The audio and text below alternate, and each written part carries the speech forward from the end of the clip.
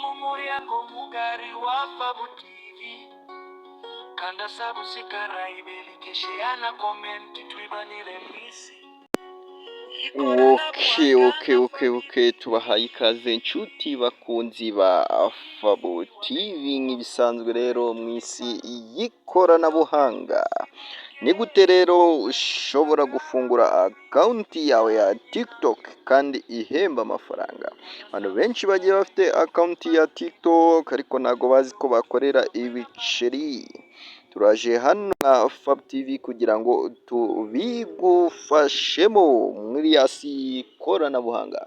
Wowe icyo usabwa nta kindi, kanda subscribe niba utari wabikora, ukande no kukazogera kugira ngo ujye ubona notification zacu ku gihe. Twaje hano rero uraza hano kuri Play Store udownloading application yawe ya TikTok. You know to write TikTok. Uzi kwandika TikTok. Turaza hano kuri Play Store dufungure dusacinge ikintu bita TikTok. Kandi wayikura rero ni kuri application yitwa Play Store. Bisaba kuba ufite Gmail kugira ngo winjire muri iyi application. Urandikamo rero ngo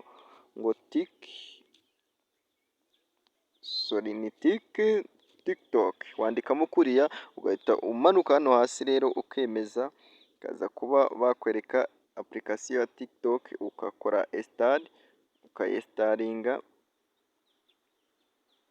Iyo umaze kuyestaringa imaze kujyamo, cunga neza igiyemo neza, nirangiza kujyamo uraza hano kuri application uhite winjiramo byihuse. Hano dufitemo TikTok Lite, ariko reka dutegereze iriya ibanze igire gute izemo. Iyi ngiyi tudownloadinze ibintu bigende neza fresh sana.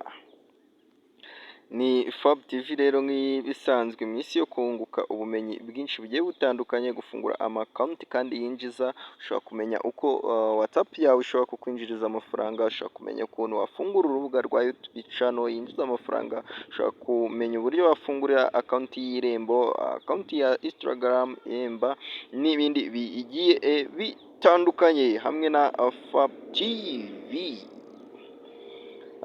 Ni mu isi y'ikoranabuhanga rero, aho ugenda wunguka ubumenyi bugiye butandukanye mu buryo bugiye butandukanye,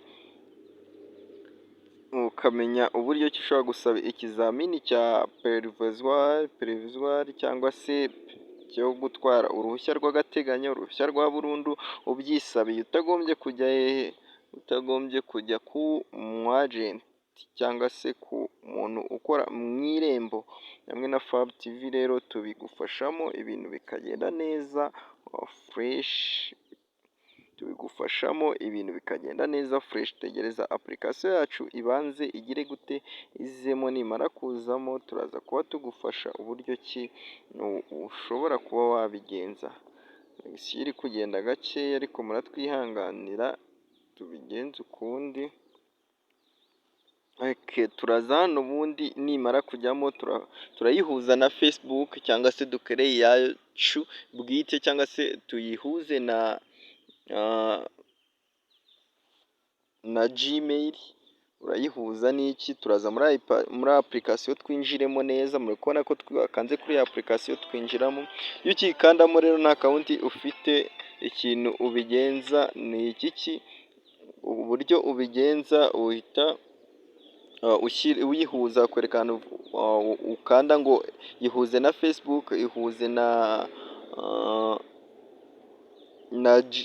email yawe, ugakanda aho ushaka kuyihuza cyangwa ugakereya indi account. Nta kintu bisa rero, ukurikiza amabwiriza. Ni ibintu biba byoroshye cyane. Bimaze kwigeramo rero ubona ibintu bigiye bitandukanye bimeze gute. Ni gute ushobora kuuploadinga video, uraza ukamanuka hano hasi ku gasaraba, mbizi uba muri kubireba, umanuka hano hasi aho utudufureshi turi kujya, warangiza ukahemeza. Hano hari agasaraba.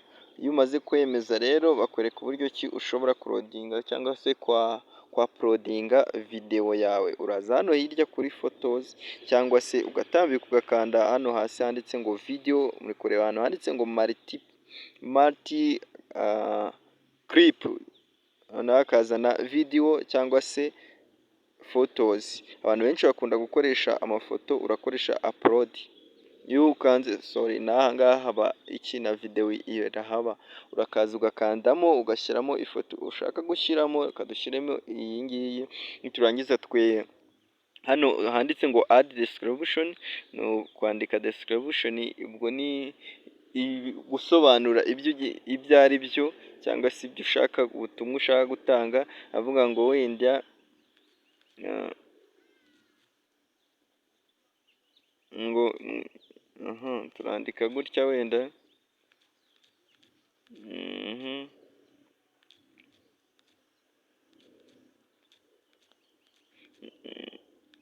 turandika gutya twebwe gusa kugira ngo tubereke, nikamara kugeramo hari hasi murimo kubona ko kagezemo, noneho uyihuza n'indirimbo yawe ushaka kuyihuza nayo. Uraza hano hejuru handitse songs, uze usacingemo video yawe rwose, uze usacinge ubone indirimbo ukoresha. Hari indirimbo baba batanze ariko ushatse ukoresha izawe, ariko reka dukoreshe zino, dukande kuri original song. Iyo ukimara kuyikandaho ya ndirimbo iragenda ikihuza na ya foto yawe, ubundi bigapureyinga ku buryo bwiza cyane. Kubona ko yagiyemo rero, turasubira inyuma, ubu ducuranze gutya byakumvikana, mva ko yagiyemo, ubundi yamara kujyamo ukaza ukagira ute, ugakanda bishaka gushyiraho amagambo, uraza ukakanda hano handitse E nkuru cyangwa se A nkuru, ukandikaho amagambo ushaka kwandikaho, ushaka kuvuga ngo kadushyiremo ngo Fab TV, amara kubikandaho ukagira gute, ukabiha ibara ushaka, tubihe iri ngiri, turangiza twemeze. Uri kubona ko bigiyemo, n'aha ngaha ugenda uhindura amasawundi menshi, ugashyiramo udutinki, ushaka gushyiramo udutikisi, reka dushyiremo aka ngaka, umara kugashyiramo ubundi ibintu bikagenda neza fureshi. Ukaza hano hasi ukemeza next, hano hasi ukanda kwemeza next, wamara kuhemeza uri kubona ko byagiyemo, ukongera ugakanda kuri post, video yawe ikaba igiyeho. Ni gute rero ushobora kuyishyiraho nyuma ikinjiza amafaranga? Ni gute wabigenza? Uraza hano kuri mi, hano ku ruhande handitse mi, numara kuhaza urabona ibi, ushaka ubisibe kuko ibi si byo dushaka, ibi bagize, urakanda hano hejuru ubisibe, nurangiza ukande hano ku tudomo dutatu, nukanda ku tudomo dutatu, noneho iyi ni akawunti yawe ushaka guhindura mu buryo ushaka kugira ngo ibashe guhembwa. Wowe utari wabikora rero, kanda subscribe kugira ngo tubane hano mu buryo buziranye, kandi ujye ubona notification zacu ku gihe mu buryo buryoshye cyane. Ikindi bigusaba ni ugukanda subscribe, ibintu bikagenda neza rero. Uri kubona ahantu turi guca ahangaha, uri kubona ko akawunti yacu iri private account. Uhita mwabonye ahantu twaciye ku budomo, kadusubira inyuma ku budomo butatu buba buri hejuru ahangaha, tukabukandaho hariya hejuru, twarangiza tukamanuka tukaza hano handitse ngo, hari ku kagufuri handitse private, tukahemeza. Nyamara kuhemeza tukaza hano handitse ngo private account, tugahita tuyigira public, public, tukayikonfirima tukemeza. Ubu yarangije kuba public. Ubwo ubu twatangiye gufungura uburyo bugira bute, butuma ibasha kwinjiza amafaranga. Tuba twatangiye gufungura uburyo butuma turaza after tugakora, ndi kubona umuriro wagiye,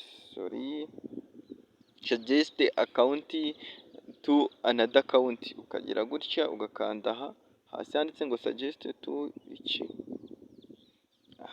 Uretse ko tukiri muri wa muryango mugari wa Fab TV, we kurikira neza, kurikirana ibintu itonze neza, kubona konegisiyo zitagenza neza, rero turaje kugira ngo tukwereke uburyo bikorwa, yaje kukwereka uburyo